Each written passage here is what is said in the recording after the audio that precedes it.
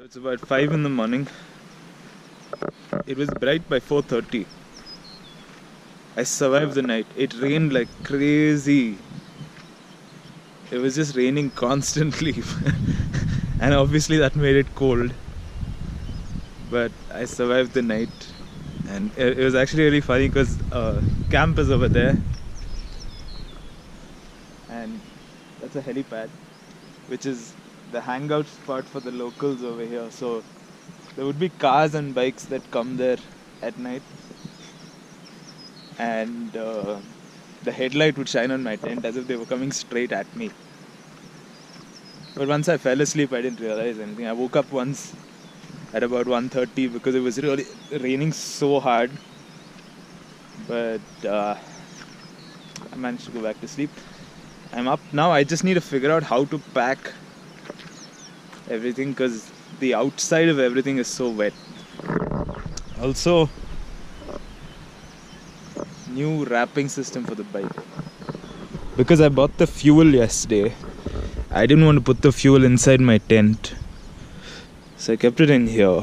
And then I wanted to cover it so that it doesn't get stolen. So I came up with this. And I also found a way to keep all of the bungee cords here. So everything got wrapped up. Lots of rain last night, but faith was good. When I'm putting the tarpaulin on the bike, like this, I turn it over. So the outside is the only part that gets wet. Right? So now I'll flip it back and then it'll be on the outside. So the part where my bags go will be dry still.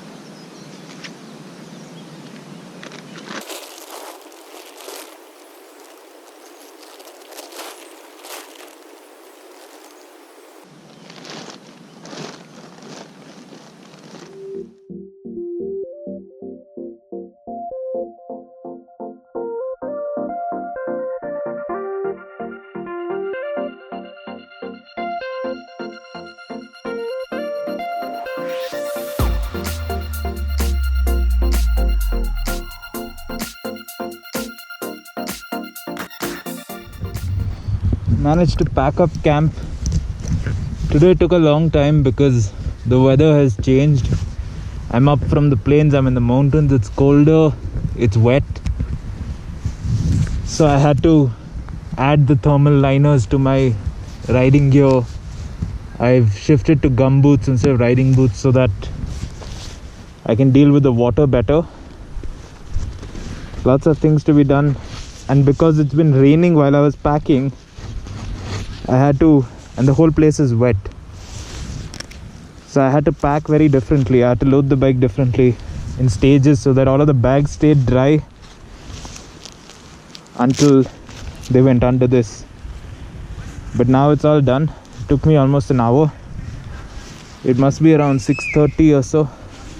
Nothing to eat around here. Last night was a peanut butter sandwich night. Oh yeah, and I've also changed to the Poseidon gloves, which are the waterproof gloves.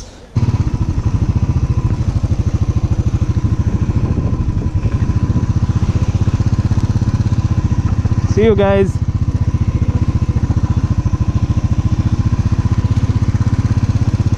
Must thank the guards who allowed me to stay here. Thank you.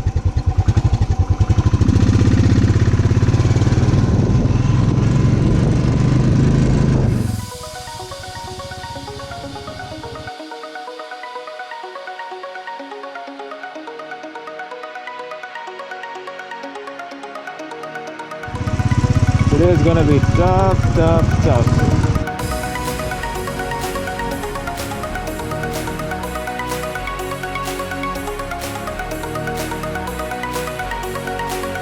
The fact that it had rained heavily all night meant that my journey towards Tawang was likely to be more adventurous than it would have been in good weather. But I initially encountered much better roads than I had expected, so I was able to ease into the adventure. On the route to Sela, the Nyukma Dong War Memorial.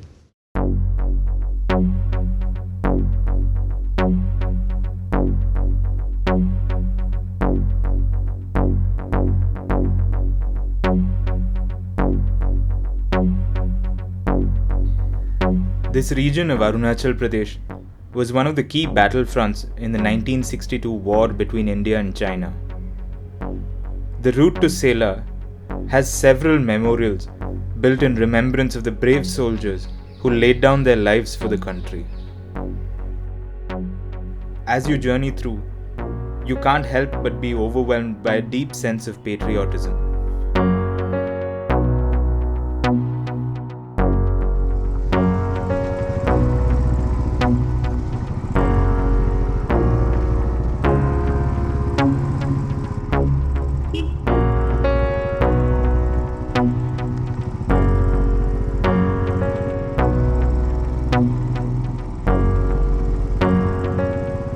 And then began the climb to Sela. At first, the roads were bad, but the weather was good. As I climbed higher, the roads got better, but the weather conditions deteriorated quickly.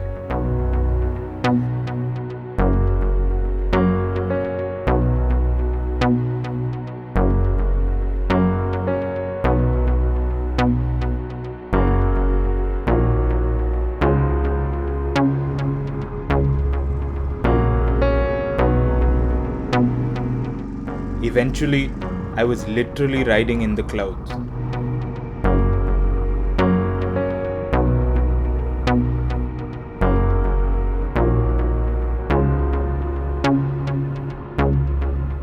Almost zero visibility. I'm just gonna stick behind this car. Make my life easier. But as long as I can keep up with him, of course.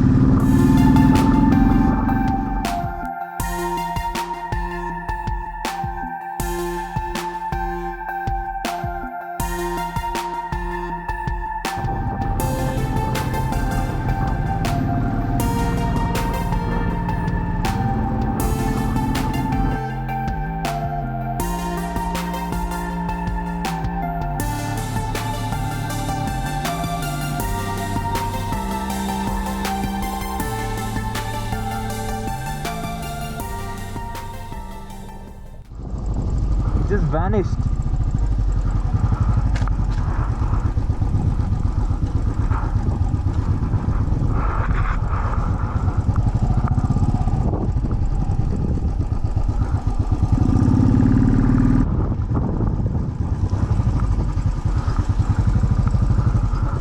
चाय मिलेगा?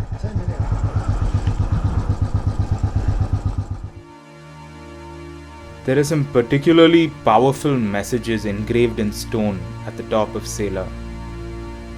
As I was traveling through, there was one that continued to ring through my head. It read like this: "Let us not forget that the roads in this difficult terrain have been built not only with mere cement and concrete, but also with the blood of the men of the Border Road Organization of India. Many lost their lives for the cause of duty on the project. To these men, who always play with danger, laugh at death, duty comes first. These fallen heroes come from all parts of Mother India to contribute their might to the defense of their motherland and prosperity of their neighbors."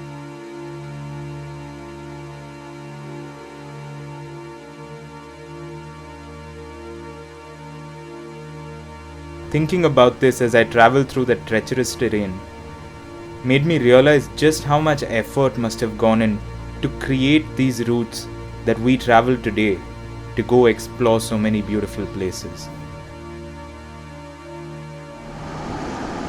Those trees are just beautiful. There's so much color here. Maroon, green, white, yellow. It's lovely.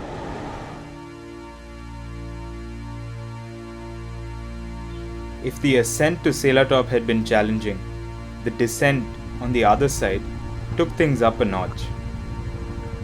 I was surrounded by towering mountains on every side and had to snake my way up, down and around them on some particularly slushy and bumpy tracks. This was where it felt more like a real mountain pass.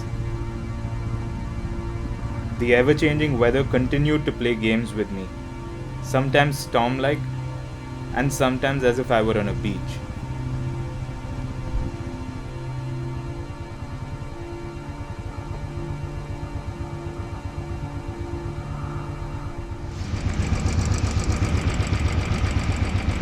Thick slush, and this is the dry stuff. It gets more wet like that. Look at that.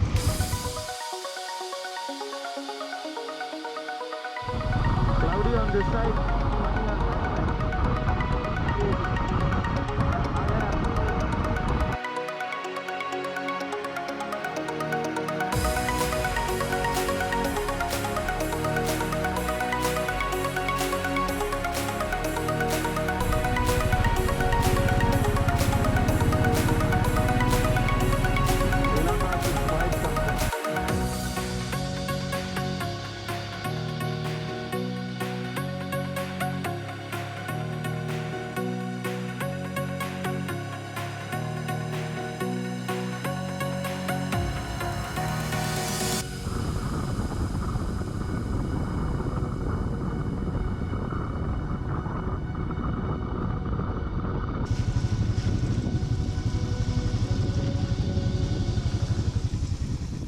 Another 60 kilometers or so to Tawang.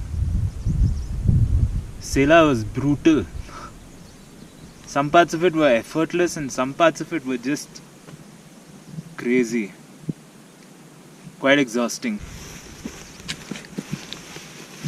So it's been about 4 hours. I think another 2 hours or so to reach. These roads are just crazy.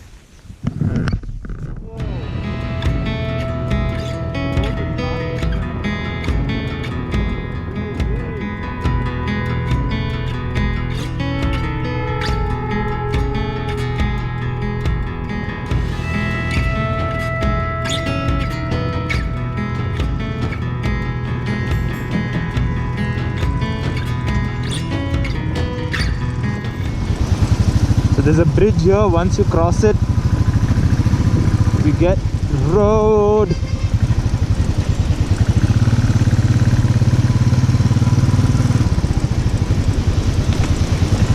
There we go.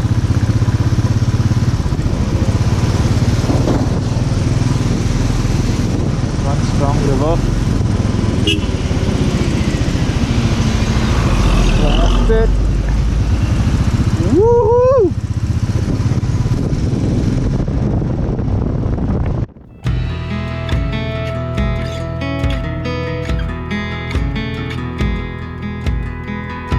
The final 20 odd kilometers to Tawang were a breeze to ride. In fact, it was so good and so beautiful that I almost forgot the struggles of Sela. That's one of the things that I love about a journey through the mountain. No matter how difficult they may be to travel through, they somehow always make it worth your while.